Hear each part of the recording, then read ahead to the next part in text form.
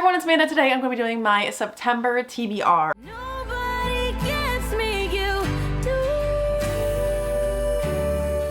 She's back. She's a wife. I am so excited to be done wedding planning. I will never speak of it again, I promise, except today. Here's some wedding photos. Here's some wedding photos. If you don't care about wedding stuff, just skip ahead.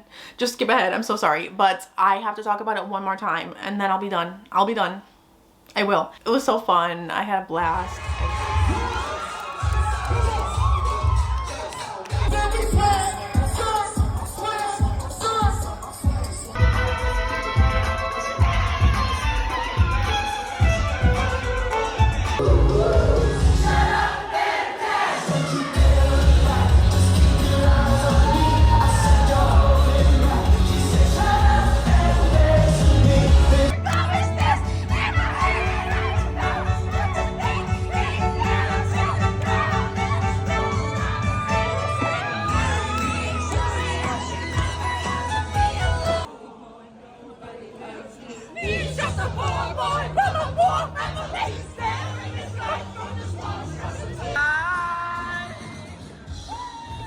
Yes! Yes!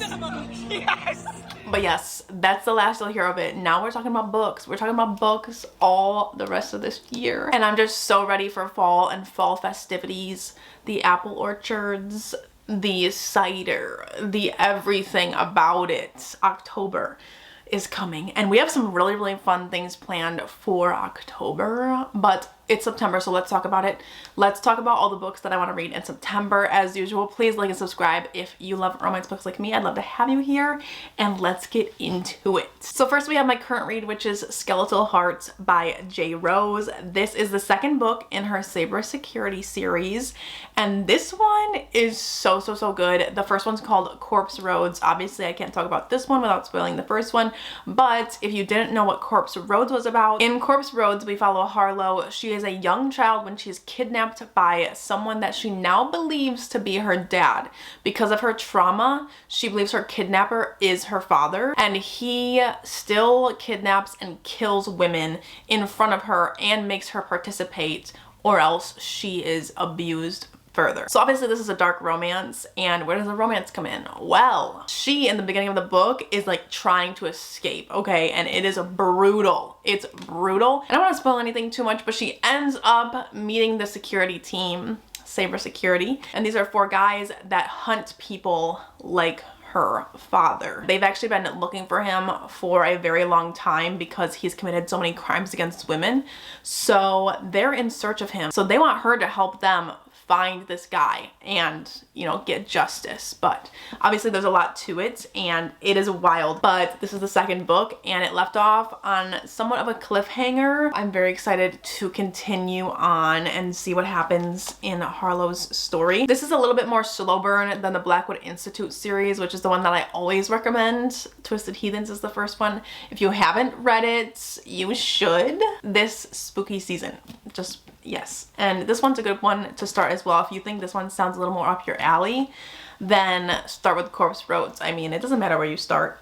They do have like cameos because J. Rose's worlds are all interconnected, but you can start wherever you want. Then we have JLA's newest release, which is Fall of Ruin and Wrath. This one I'm pretty excited for now that I've read the synopsis and I know that it's actually a new series, so it doesn't have anything to do with the From Blood and Ash world, which is refreshing because I've been watching her newest releases, but they're always interconnected to the From Blood and Ash world, which I haven't kept up with. But this one's a new one with a new world. We follow Callista. She is an orphan and she's also a gifted mind reader, so she ends up actually working a pretty good job, but she ends up saving this prince that she ends up being his travel companion, and I think they're also like enemies to lovers. So I don't know why she saved him or like if he's just mad at her for some reason.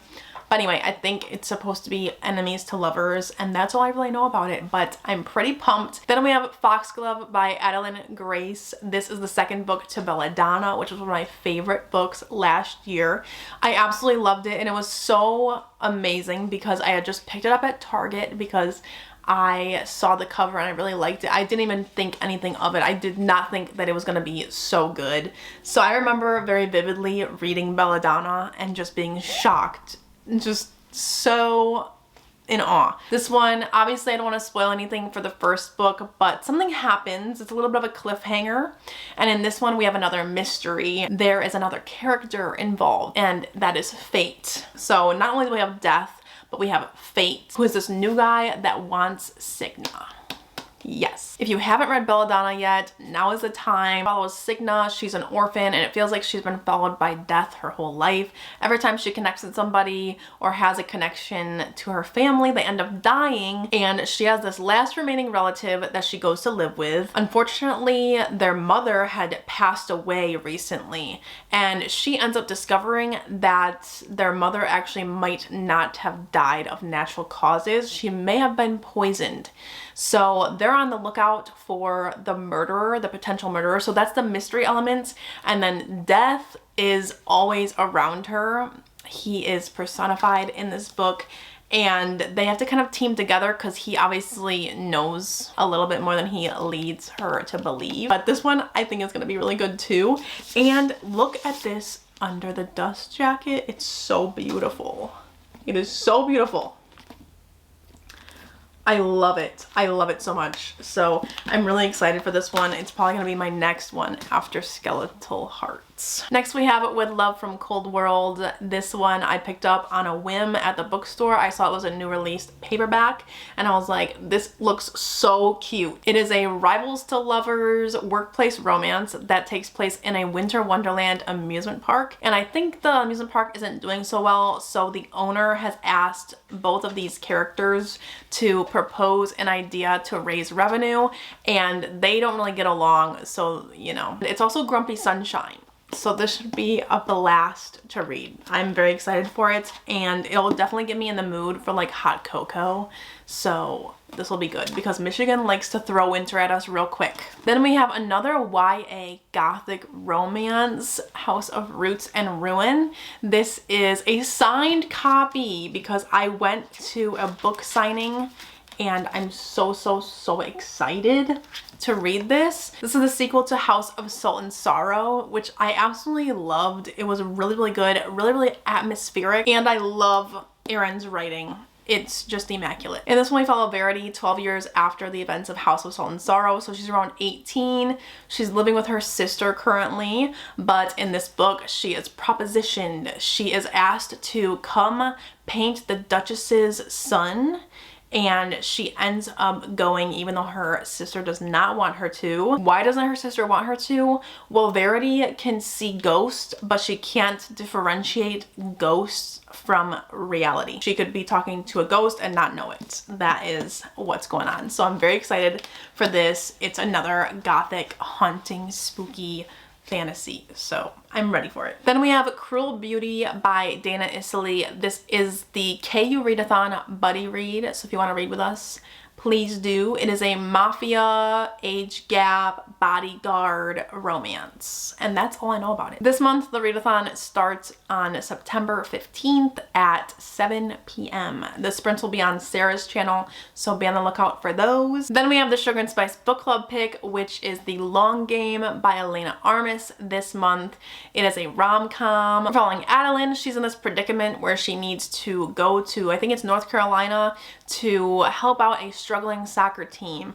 But what she doesn't know is that these are 9-year-old kids and it is a wild time. Then she ends up wanting some help from this other soccer player, a goalie guy, that wants nothing to do with her, and he's in the town too. His name's Cam. And obviously there's a romance that's going to spark. I'm pretty excited for it. It reminds me a little bit of Culty by Marina Zapata, so we'll see if there's any similarities or if I like one of them better. I mean, obviously Culty is amazing, so it's gonna be hard to get up to that level, but I'm excited. I think it's gonna be fun and funny. The live show for that one is going to be September 26th on Sarah's channel, so be on the lookout for that as well. It's always at 9 p.m. Eastern. Then we have another rom-com, The Fall of Bradley Reed. This is by Morgan Elizabeth, who wrote Tis this season for Revenge. So this is part of that Revenge series, so I'm pretty excited for it.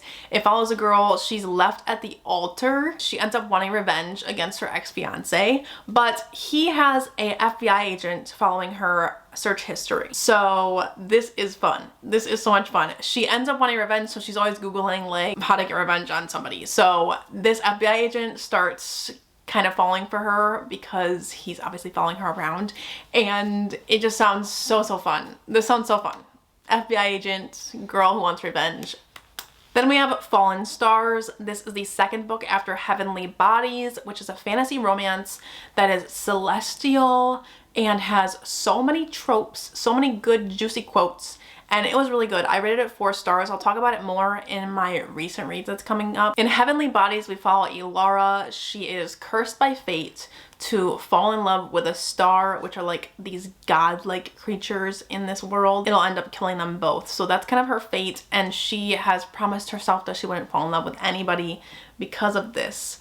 But she is going to flee her country and go to this neighboring enemy territory to protect herself from this star that is out to get her. She ends up having this connection with the prince of this country. It is really good. It's super like, you know, stereotypically the same as other books, but it had unique features. The celestial element and the powers were really cool. She could control shadows, and she can walk in other people's dreams, and she has a lot of other things that she learns throughout the story how to use. It's pretty good. Give it a shot if you're in the mood for a fantasy romance. Then we have Bonded by Thorns, which is a Why You Choose Beauty and the Beast retelling.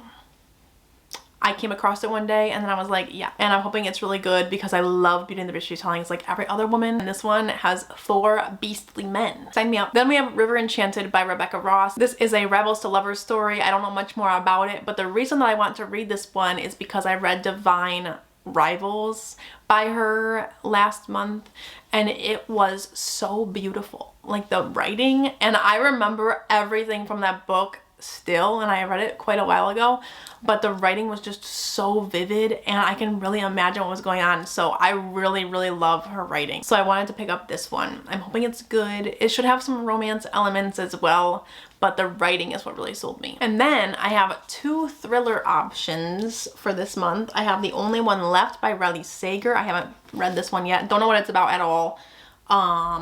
It says it's a gothic house of horrors. His best one yet, gothic thrill ride, creepy houses, murderous ladies, blood, secrets, forbidden romance. I'm pretty excited for it. I haven't not liked a Riley Sager before, so I think it'll be good. And then I have The Housemaid because everybody and their mom likes this book, and I saw it. It was $10 and I was like, let's do it.